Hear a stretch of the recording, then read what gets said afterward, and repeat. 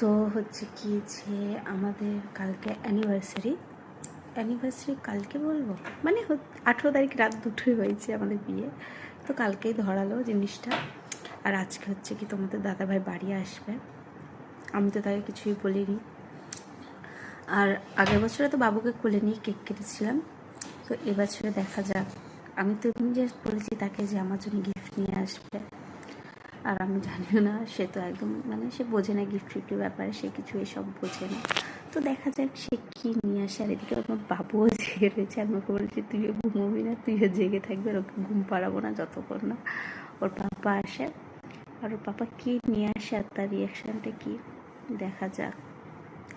আমি ভেবেছিলাম রেডি হবো, বাট একটা বাচ্চাকে নিয়ে রেডি হওয়া বাবা ইম্পসিবল। তারপর রেডি ফেডি হবো না, এমনি বসে থাকবো, জাস্ট তার রিয়াকশানটা দেখবো সে কী নিয়ে আসে অ্যান্ড কী করে। তো সে তো এখনও ব্যারাকপুরে রয়েছে। তার আসতে আমাদের ব্যারাকপুর থেকে আমাদের বাড়ি আসতে একটু তো সময় লাগবে। তো ক্যামেরাটা আমি একটু পরে সেট করব। তো তার আগে আমি দেখা যাক কী করা যায়, লুকটাকে একটু যদি ঠিক করা যায় তো সেটাই ট্রাই করব।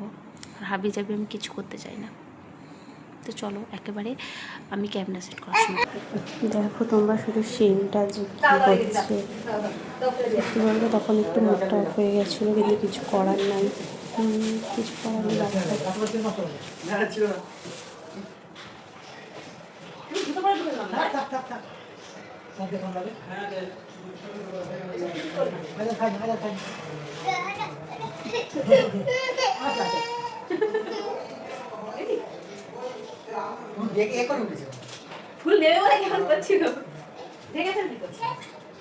আমার ব্যাপারটা এতটাই ভালো, আমি রিয়াকশানটা তো নিতে পারিনি, আমার শ্বশুর চলে এসেছিলো।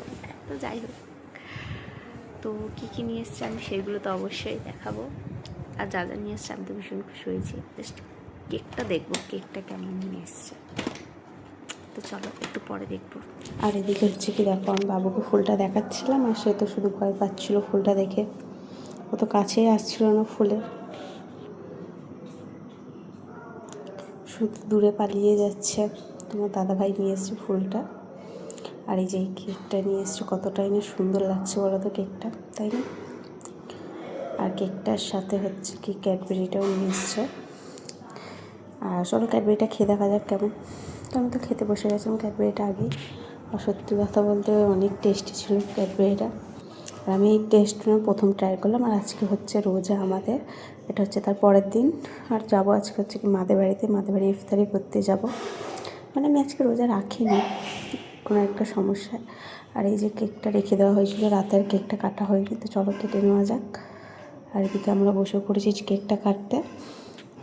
আর ভয়েসটা আমি একটু আস্তে আস্তে দিচ্ছি, যেহেতু অনেক পাশে লোকজন রয়েছে বলে তাই।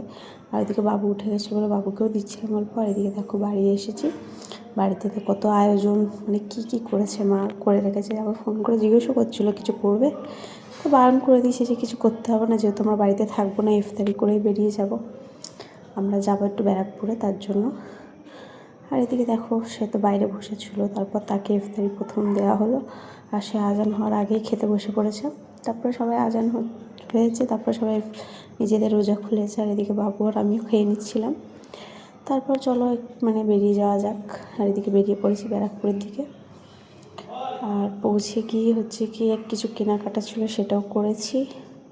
আর আমার বাবুকে দেখো, ও তো খেলনা দেখে কেমন করছে, শুধু দেখো দেখাচ্ছে হাত থেকে যে কী নেবে ও।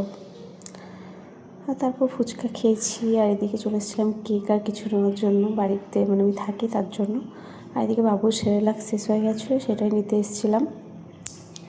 আর নেওয়া হয়েও গেছে, বাবু যেটা পছন্দ করে সেটাই নিয়েছি। আর তারপর হচ্ছে কি এখান দিয়ে একটা জিনিস নেওয়া ছিল, সেটাও নিয়ে নিয়েছি। আর বাড়ি এসে দেখো বাবু তো ঘুমিয়েই পড়েছে, সারা রাস্তায় ঘুমোতে এসছে।